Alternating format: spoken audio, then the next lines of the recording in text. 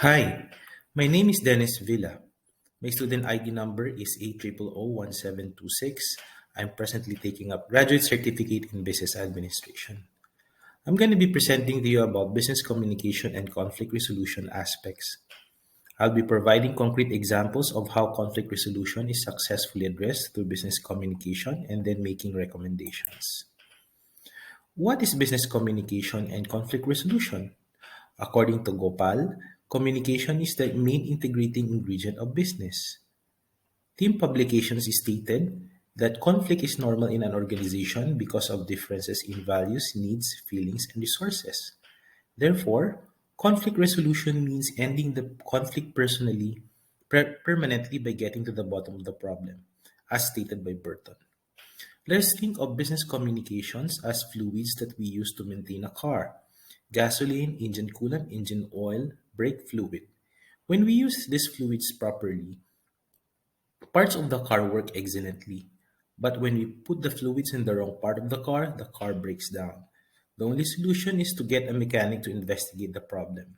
But the mechanic has to have proper tools and skills in order for him to fix the car. We shall now make practical recommendations in conflict resolution. According to project manager Dorothy Walker, there are three simple steps to resolve a conflict. Step 1 is prepare. We never resolve conflict when the emotions are high. We wait for the emotions to die down and then set the schedule. This way, the conversation becomes more objective and less hostile. This also gives chance for the mediator to research about the background of the problem. Step 2 is to diffuse and move forward. When we say diffuse, we mean we neutralize the conflict. We listen to both parties and ask unbiased questions. This way, conflict can be turned into collaboration. And step 3, we make agreements based on steps 1 and 2, which are more on research and investigation. Step 3 is more of problem solving. So, based on the available information, we get the consensus that benefits both parties. Now, let us take an example to appreciate these steps. For example, employee A went to you complaining all about employee B because employee B is playing his favorite radio station. That way, the rest of the department cannot listen to their own favorite station. On the other hand, employee B argues that since it is his radio, he has all the right to play his favorite station. Step 1, the preparation stage. You interview people affected by the situation. You observe if the situation is really happening. Step 2, during mediation, you listen well to sides of both parties. And step 3, come up with an agreement. For example, employees can have their turns on the radio. During their turn, they can listen to their favorite radio station. They can even bring the radio home. Of course, employee B has his privilege because he owns the radio, so you can give him more turns for the radio. Everybody gets the chance of enjoying the radio station, but employee B still gets the privileges because he owns the radio.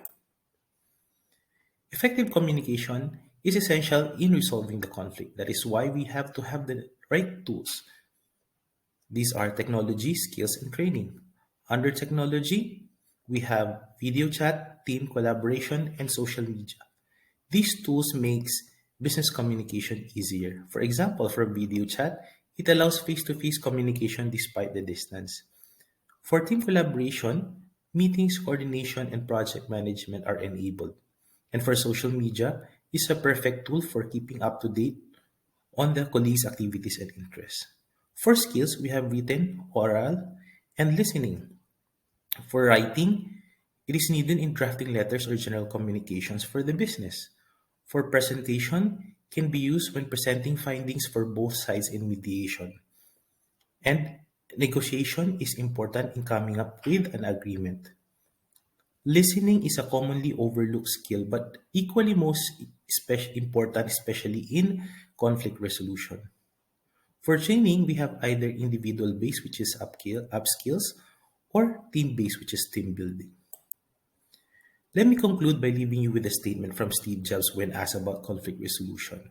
He said, I don't mind being wrong. And I'll admit that I'm wrong a lot. It doesn't really matter to me too much. What matters to me is we do the right thing. Business communication and conflict resolution is all about humility.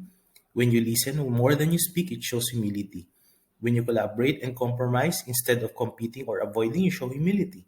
And humility is the same success formula that Steve Jobs used. Thank you.